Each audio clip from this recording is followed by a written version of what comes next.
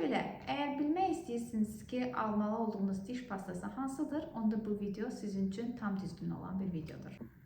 Diş pastasını alarkən, təbii ki, öncədən yoxlanışda keçmişsinizsə həkimdən, bilirsiniz ki, sizin diş ətim probleminiz var, sizin dişlərinizdə mi daha çox karies yaranma ehtimalı var, yaxud da dişlərinizdə daha çox həssaslığınız mı var, bunu öncədən bilirsiniz və ilk almaq istədiyiniz, yəni ki, rəflərdə yazılır daha çox həssas dişlər üçün, daha çox diş əti problemi olan insanlar üçün diş pastaları ilk növbədə belə ayrılmalıdır, hansı diş pastasını almalısınız. Sonra baxırıq diş pastalarının tərkib hissəsindən. Təbii ki, məsələn, həssaslığa qarşı olan müxtəlif markalar, firmalar var ki, diş pastaları hazırlayırlar və bunun tərkibində biz nəyə fikir verməliyik?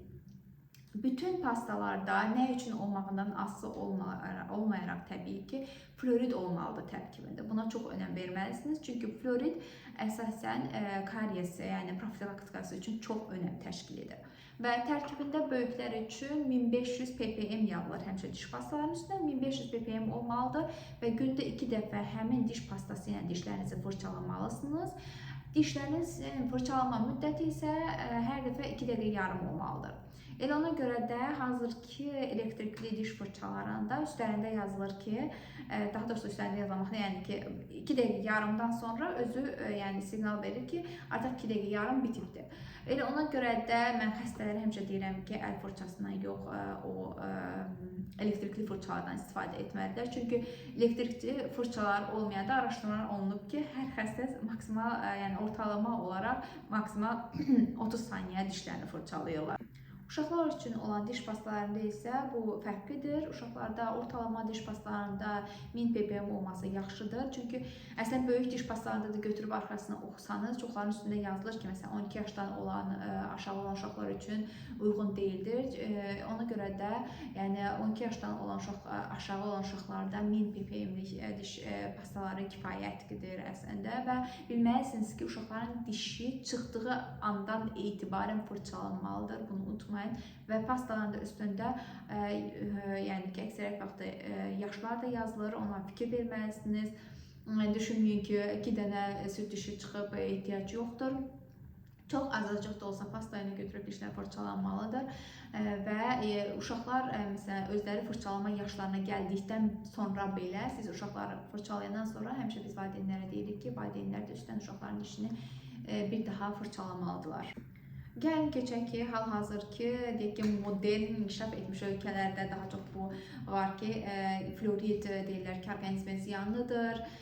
Ona görə floridin əvəzinə hidroksil apatit götürürlər, hansı ki, düşünürlər ki, hidroksil apatit dişin öz tərkib hissəsidir deyə, yəni dişin özü hidroksil apatitdən ibarətdir deyə deyirlər ki, yəni ki, bu xeyir, çox xeyirdir. Mən demirəm ki, yaxud da kitablar da demir ki, hidroksil apatitli pasta istifadə etmək olmaz, amma deyirlər ki, floridli pasta sizin dişinizi kariesdən qoruyur. Yəni, hal-hazırda marketinqi çox böyük gedir və mağazalarda çox vaxt, ona görə də alanda oxumalısınız üstlərinə, mağazalarda çox vaxt diş pastaları var ki, hansız ki, floridsiz diş pastaları deyə satılır.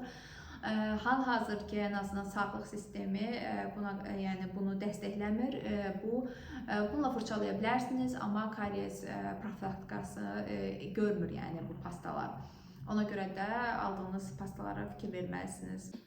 Sonraki baxmalı olduğumuz faktor isə diş pastalarında, yəni ağarıcı təsir olan diş pastalarıdır. Mən bilirəm ki, çox insanlar bunları çox sevir və yəni həmişə ağarıcı diş pastaları axtarırlar əzizlərimiz. Ağarıcı diş pastaları əslində bu RDA dəyərinin yüksək olması deməkdir. RDA dəyəri nə deməkdir? Bu dişin yəni mina qatından çoxlu yeyir və ona görə də sizə elə gəlir ki, dişlərinizdə daha çox ağarma. Təbii ki, bu rəngləmələri də götürür, amma siz bundan daimi olaraq RDA dəyəri yüksək olan pasta istifadə etsəz, bu dişin mina qatına çox böyük ziyan vurur.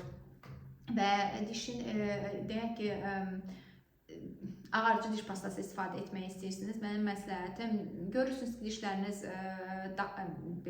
çox çay, kofe içməkdən saralıbdır. Təbii ki, istifadə edə bilərsiniz. Ayda bir dəfə ya bir neçə ayda bir dəfə, ancaq bunun günlük istifadəsi məsləhət görülmür və RDA dəyəri məsəl üçün var ki, 100-150-dən artıq bunlar çox yüksək RDA dəyərləridir. Yəni 30-80 arası RDA dəyəri normal hesab olunur, ancaq bundan yüksəklər dişlərin yəni üst səthindən çox böyük necə də yeyilməyə səbəb olduğuna görə istifadəsi əslinə baxanda çox da məsləhət deyil. Digər bir yəni əlavə dişlərə yaxşı təsir edən tərkib hissəsi isə tin fluoridlər olan diş pastaları, diş ətində həssaslığı olan, yəni daha çox belə qanaması olan insanlara yaxşı xeyir eləyir, amma digər bir faktor da var ki, müalicə, yoxlanış həmişə olmalıdır. Bu o demək deyil ki, siz bunu istifadə edəcəksiniz və hər şey. Yəni ki, həkim yoxlanışı bu yanlış bir faktordur, bunu da qeyd edeyim. Və nitratlar var. Nitratlar isə həssas olan dişlərə çox yaxşı xeyir eləyir. Amma bu o demək deyil ki, yenə də nitrat olan pastalar həssaslığı azaldır və eyni zamanda karies üçün profilaktik tədbir görür. Bunu belə etmir. Ona görə də hər bir halda fluorid diş pastasında olmağı mütləqdir, əgər kariessiz dişlərə sahib olmaq istəyirsinizsə. İndi sizə bu Almaniyada necədir bunu deyim. Yəni də Almaniyada yaşayanlar üçün Almaniyada əslində çox yaxşı bir sistem var. Yəni test, hər bir şeyin testi var. Yəni bir şey almaq istəyirsiniz, bu əşyalarda da belədir. Amma bugünkü mövzumuz təbii ki, diş pastalarıdır. Diş pastalarında mən özüm alarkən baxıram, üstündə testdən neçə qiymətdən deyək ki, neçə qiymət alıbdır. Məsələn, baxıram ki, karies profilaktikası üçün olan testdən keçibdir və testdən aldığı qiymət, məsələn deyim, 2-dir, 1.5-dir. Bu artıq yaxşı diş pastası hesab olunur. Onu da alıram və neçə diş pastası arasında keçirilibdir bu test. Ona görə də əgər Almaniyada yaşayırsınızsa, diş pastalarının üstündə olan testlərə baxın. Yəni hər bir diş pastasına özü müxtəlifdir, onu dəqiq baxmaq lazım. Məsəl üçün, ağardılma testindən bilməm neçə dəyərlə keçibdir, yaxud da ki, karies profilaktikası olan diş pastaları arasında neçə dəyərləndirmə alıb, bunlara fikir verməlisiniz. Və bunun üçün, yəni, bu çox yaxşı bir əslində, deyim ki, sizə bir yol göstərə bilər, hansı diş pastasını ala bilərsiniz. Mütləq deyil ki, ən bahalı diş pastasını alasınız. Sadəcə olaraq yaxşı dəyərləndirməsi olan, tərkibində kifayət qədər fluoridi olan və təbii ki, əlavə olur, dadlandırıcıları olur, çox şey olur tərkibində, amma biz bugün əsas bizim üçün olan lazımlı təsirlərdən danışdıq. Ümid edirəm ki, videom sizin üçün maraqlı olur və bundan sonra diş pastalarını alanda özünüz üçün ən uyğununu ala biləcəksiniz. Gəlin videolarda görüşərik.